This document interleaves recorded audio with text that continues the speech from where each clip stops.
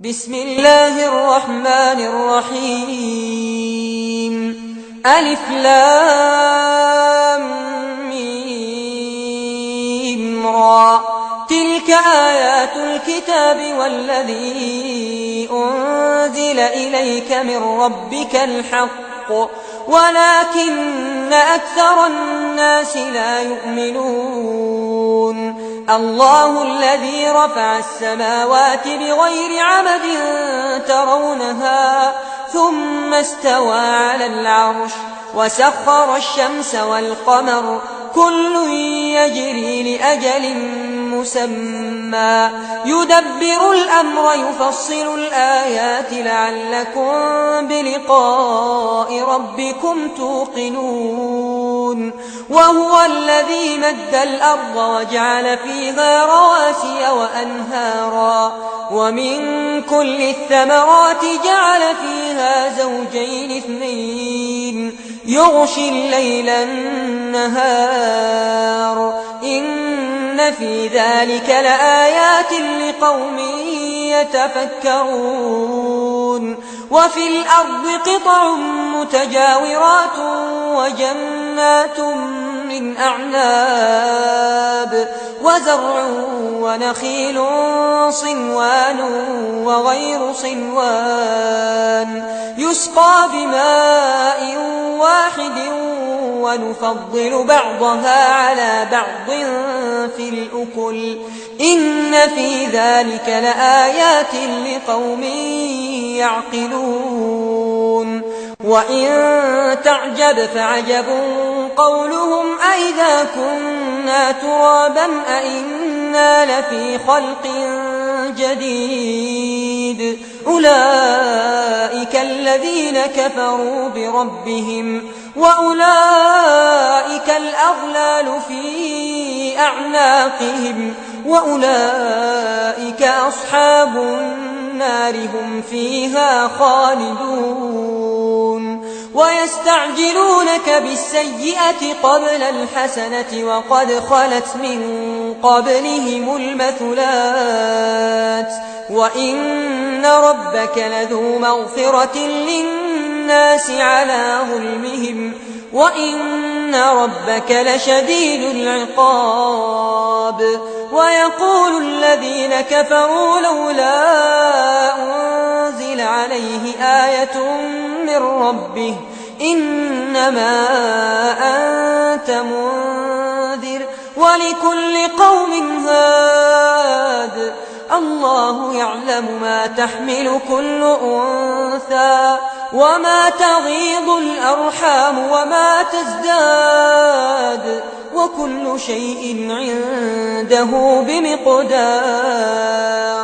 عالم الغيب والشهادة الكبير المتعال سواء منكم من أسر القول ومن جهر به ومن هو مستخف بالليل وسارب بالنهار له معقبات من بين يديه ومن خلفه يحفظونه من أمر الله إن الله لا يغير ما بقوم حتى يغيروا ما بأنفسهم وإذا أراد الله بقوم سوءا فلا مرد له وما لهم من دونه من وال. هو الذي يريكم البرق خوفا وطمعا وينشئ السحاب الثقال ويسبح الرعد بحمده والملائكة من خيفته ويرسل الصواعق فيصيب بها من يشاء وهم يجادلون في الله وهو شديد المحال. له دعوة الحق والذين يدعون من دونه لا يستجيبون لهم بشيء إلا كباسط كفيه إلى الماء ليبلغ فاه وما هو ببالغه وما دعاء الكافرين إلا في ضلال ولله يسجد من في السماوات والأرض طوعا وكرها وظلالهم بالغدو والآصال قل من رب السماوات والأرض قل الله قل أفاتخذتم من دونه أولياء لا يملكون لأنفسهم نفعا ولا ضرا قل هل يستوي الأعمى والبصير أم هل تستوي الظلمات والنور أم جعلوا لله شركاء خلقوا كخلقه فتشابه الخلق عليهم قل الله خالق كل شيء وهو الواحد القهار أنزل من السماء ماء فسالت أودية بقدرها فاحتمل السيل زبدا رابيا ومما يوقدون عليه في النار ابتغاء حلية أو متاع زبد مثله كذلك يضرب الله الحق والباطل فأما الزبد فيذهب جفاء وأما ما ينفع الناس فيمكث في الأرض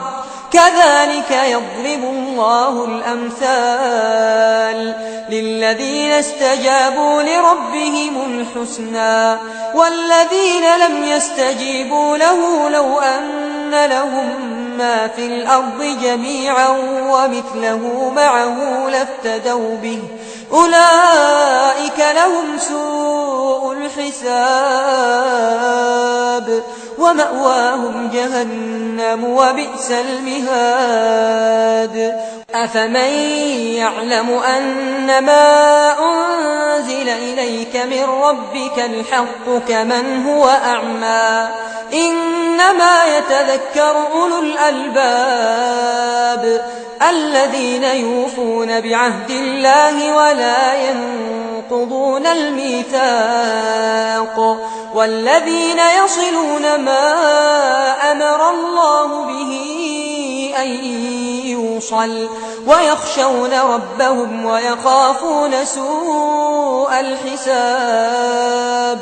والذين صبروا ابتغاء وجه ربهم وأقاموا الصلاة وأنفقوا مما رزقناهم سرا وعلانية ويدرؤون بالحسنة السيئة أولئك لهم عقبى الدار جنات عدن يدخلونها ومن صلح من آبائهم وأزواجهم وذرياتهم والملائكة يدخلون عليهم من كل باب سلام عليكم بما صبرتم فنعم عقبى الدار والذين ينقضون عهد الله من بعد ميثاقه ويقطعون ما أمر الله به أن يوصل ويفسدون في الأرض أولئك لهم اللعنة ولهم سوء الدار الله يبسط الرزق لمن يشاء ويقدر وفرحوا بالحياة الدنيا وما الحياة الدنيا في الآخرة إلا متاع ويقول الذين كفروا لولا أنزل عليه آية من ربه قل إن الله يضل من يشاء ويهدي إليه من أناب الذين آمنوا وتطمئن قلوبهم بذكر الله ألا بذكر الله تطمئن القلوب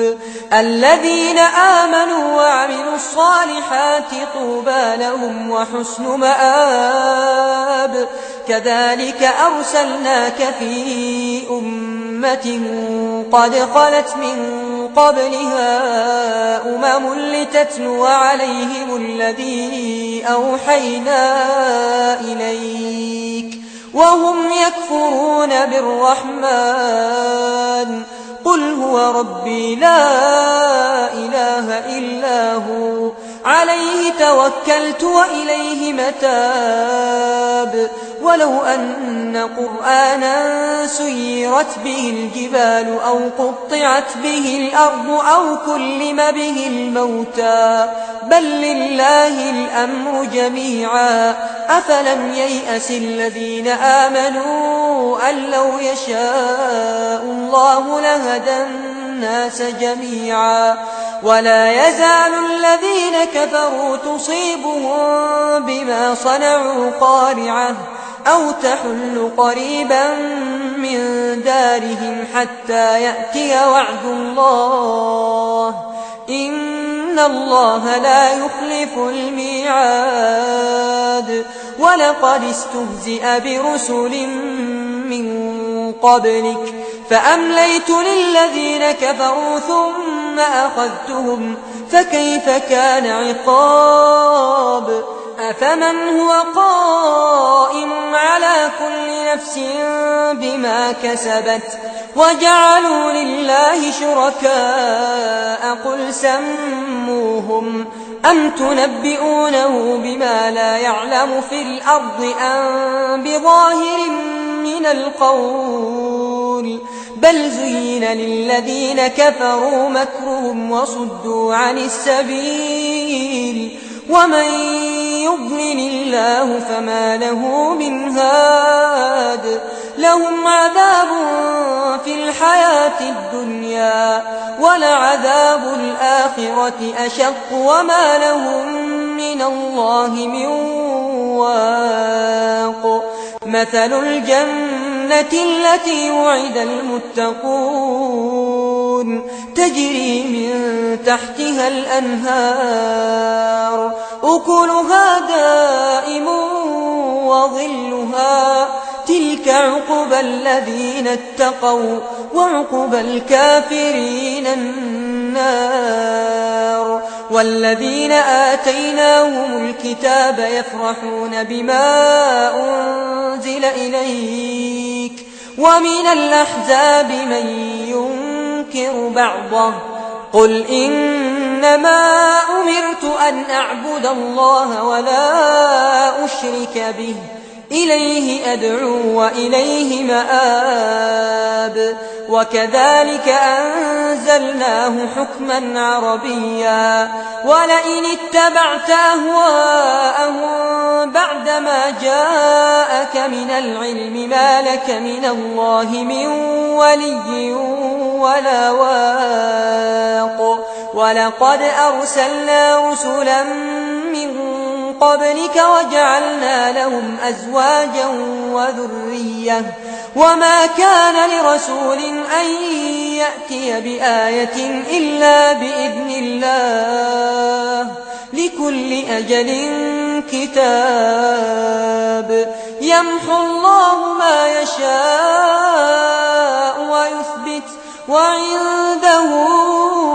أم الكتاب وإما نرينك بعض الذي نعدهم أو نتوفينك فإنما عليك البلاغ وعلينا الحساب أولم يروا أنا نأتي الأرض ننقصها من أطرافها والله يحكم لا معقب لحكمه وهو سريع الحساب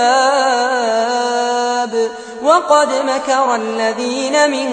قبلهم فلله المكر جميعا يعلم ما تكسب كل نفس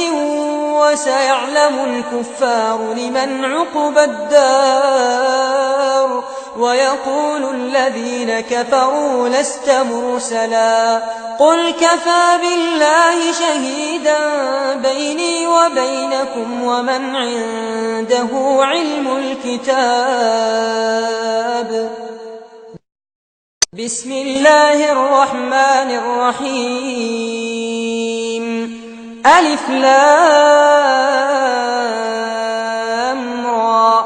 كتاب أنزلناه إليك لتخرج الناس من الظلمات إلى النور بإذن ربهم إلى صراط العزيز الحميد. الله الذي له ما في السماوات وما في الأرض وويل للكافرين من عذاب شديد. الذين يستحبون الحياة الدنيا على الآخرة ويصدون عن سبيل الله ويبغونها عوجا أولئك في ضلال بعيد. وما أرسلنا من رسول إلا بلسان قومه ليبين لهم فيضل الله من يشاء ويهدي من يشاء وهو العزيز الحكيم. ولقد أرسلنا موسى بآياتنا أن أخرج قومك من الظلمات إلى النور وذكرهم بأيام الله إن في ذلك لآيات لكل صبار شكور. وإذ قال موسى لقومه اذكروا نعمة الله عليكم إذ أنجاكم من آل فرعون يسومونكم سوء العذاب ويذبحون أبناءكم ويستحيون نساءكم وفي ذلكم بلاء من ربكم عظيم. وإذ تأذن ربكم لئن شكرتم لأزيدنكم ولئن كفرتم إن عذابي لشديد. وقال موسى إن تكفروا أنتم ومن في الأرض جميعا فإن الله لغني حميد. ألم يأتكم نبأ الذين من قبلكم قوم نوح وعاد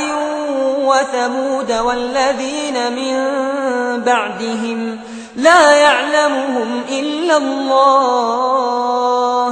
جاءتهم رسلهم بالبينات فردوا أيديهم في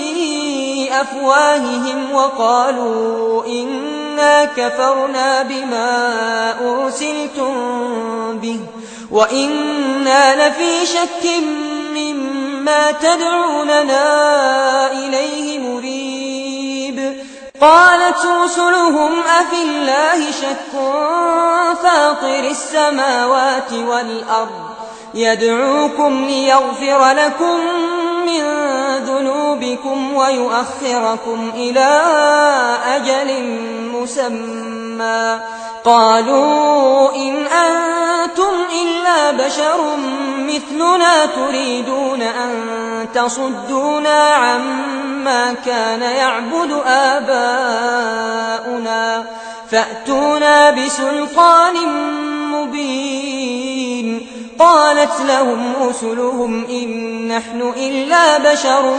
مثلكم ولكن الله يمن على من يشاء من عباده وما كان لنا أن نأتيكم بسلطان إلا بإذن الله وعلى الله فليتوكل المؤمنون. وما لنا ألا نتوكل على الله وقد هدانا سبلنا ولنصبرن على ما آذيتمونا وعلى الله فليتوكل المتوكلون. وقال الذين كفروا لرسلهم لنخرجنكم من أرضنا أو لتعودن في ملتنا فأوحى إليهم ربهم لنهلكن الظالمين ولنسكننكم الأرض من بعدهم ذلك لمن خاف مقامي وخاف وعيد. واستفتحوا وخاب كل جبار عنيد من ورائه جهنم ويسقى من ماء صديد يتجرعه ولا يكاد يسيغه ويأتيه الموت من كل مكان وما هو بميت ومن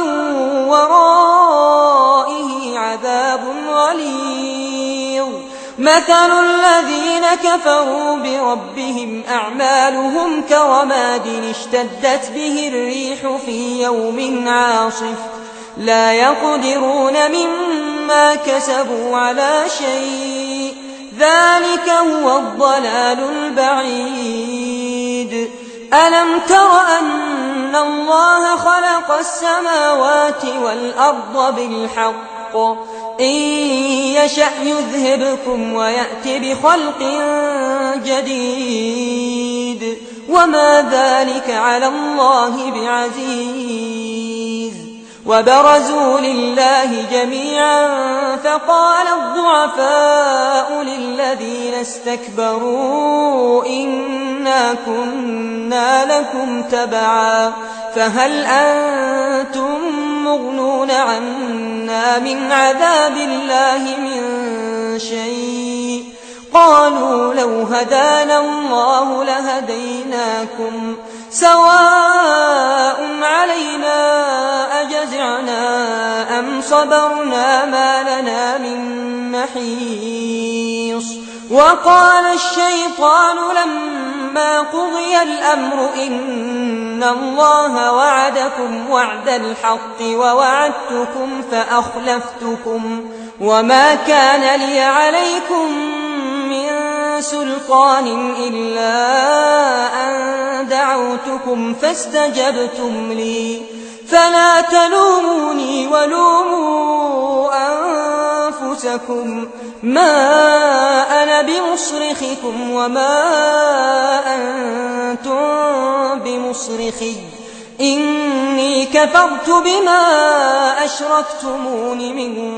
قبل إن الظالمين لهم عذاب أليم. وأدخل الذين آمنوا وعملوا الصالحات جنات تجري من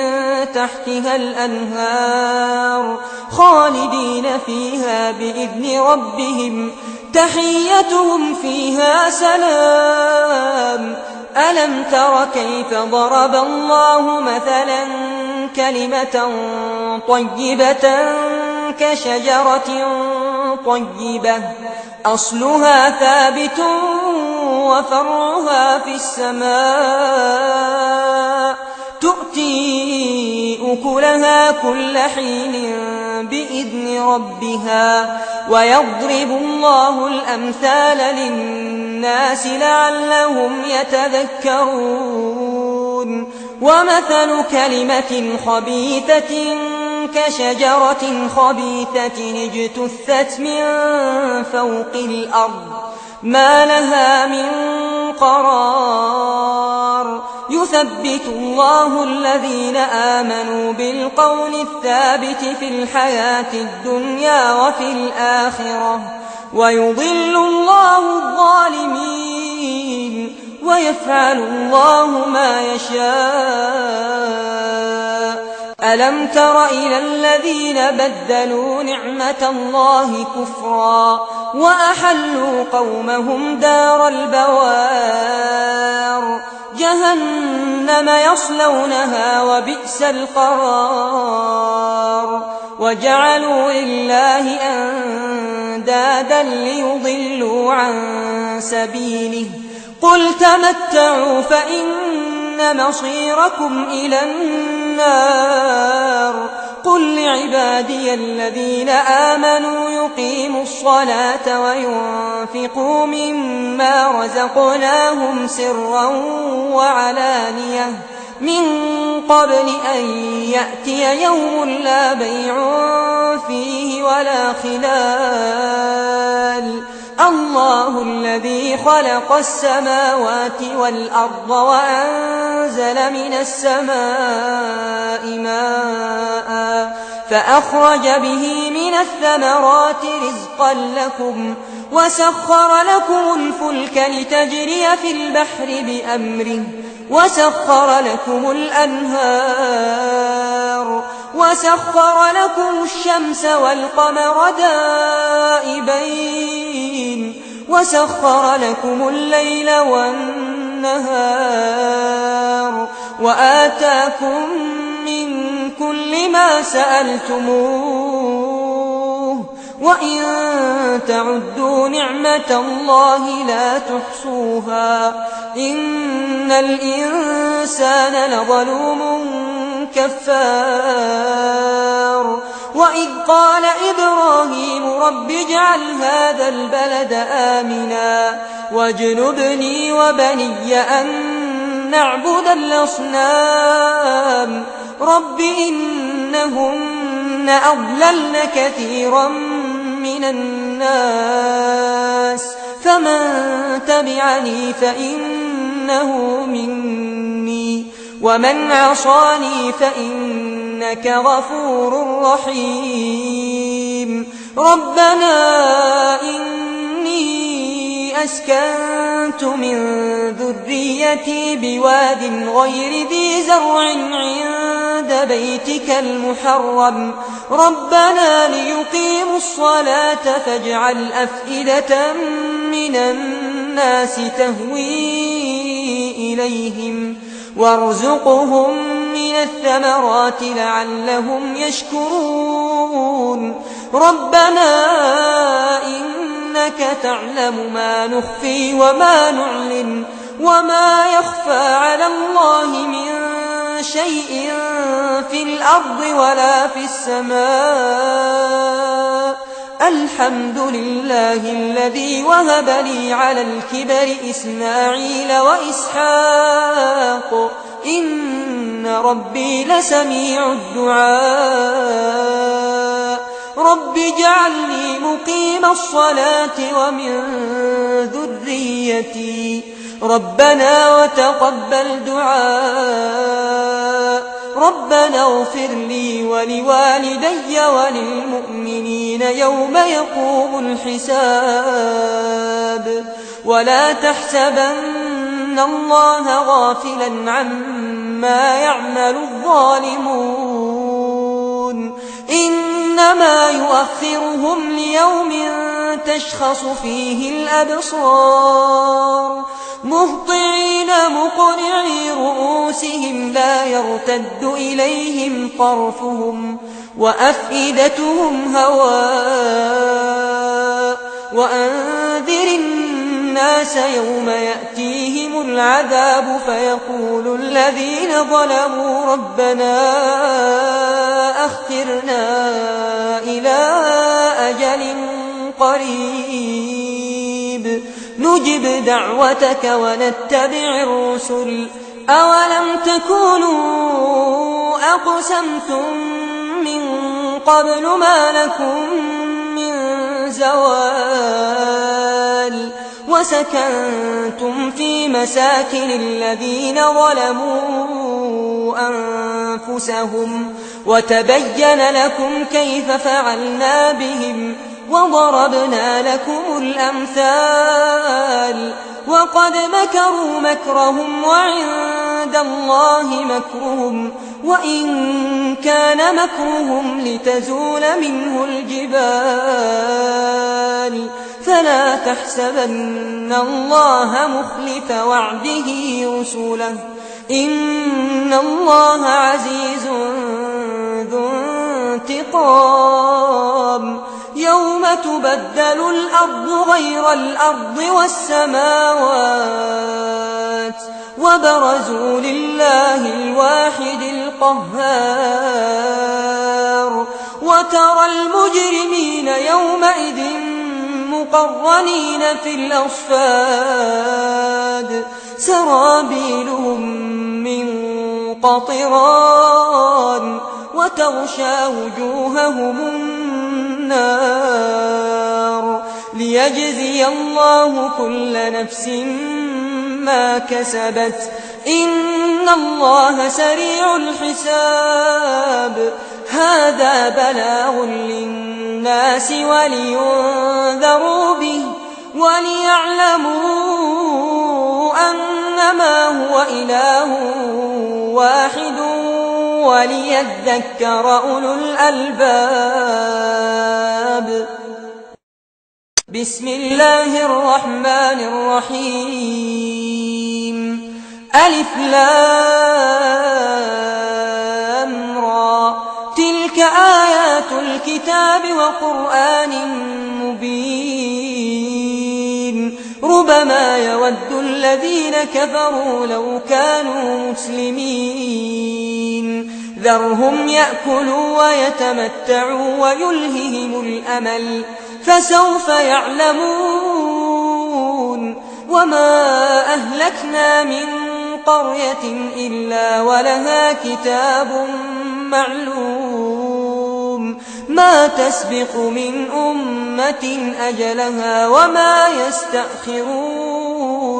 وقالوا يا أيها الذي نزل عليه الذكر إنك لمجنون لو ما تأتينا بالملائكة إن كنت من الصادقين ما ننزل الملائكة إلا بالحق وما كانوا إذا منظرين إنا نحن نزلنا الذكر وإنا له لحافظون ولقد أرسلنا من قبلك في شيع الأولين وما يأتيهم من رسول إلا كانوا به يستهزئون كذلك نسلكه في قلوب المجرمين لا يؤمنون به وقد خلت سنة الأولين ولو فتحنا عليهم بابا من السماء فظلوا فيه يعرجون لقالوا إنما سكرت أبصارنا بل نحن قوم مسحورون ولقد جعلنا في السماء بروجا وزيناها للناظرين وحفظناها من كل شيطان رجيم إلا من استرق السمع فأتبعه شهاب مبين والأرض مددناها وألقينا فيها رواسي وأنبتنا فيها من كل شيء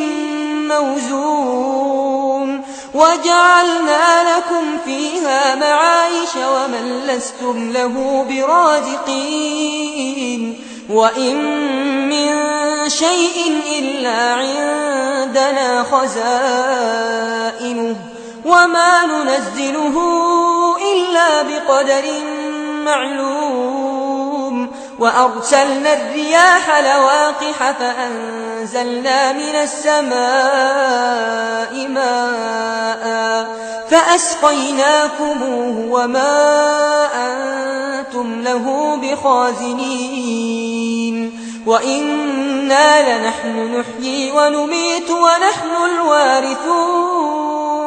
ولقد علمنا المستقدمين منكم ولقد علمنا المستأخرين وإن ربك هو يحشرهم إنه حكيم عليم ولقد خلقنا الإنسان من صلصال من حمأ مسنون والجان خلقناه من قبل من نار السموم وإذ قال ربك للملائكة إني خالق بشرا من صلصال من حمأ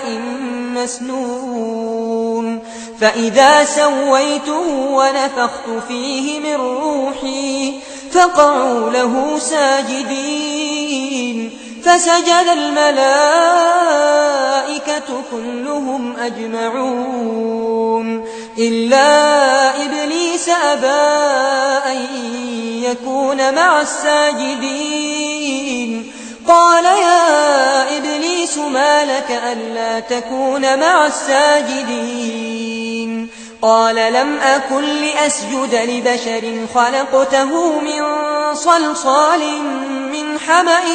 مسنون قال فاخرج منها فإنك رجيم وإن عليك اللعنة إلى يوم الدين قال رب فأنظرني إلى يوم يبعثون قال فإنك من المنظرين إلى يوم الوقت المعلوم قال رب بما أغويتني لأزينن لهم في الأرض ولأغوينهم أجمعين إلا عبادك منهم المخلصين قال هذا صراط علي مستقيم إن عبادي ليس لك عليهم سلطان إلا من اتبعك من الغاوين وإن جهنم لموعدهم أجمعين لها 7 أبواب لكل باب منهم جزء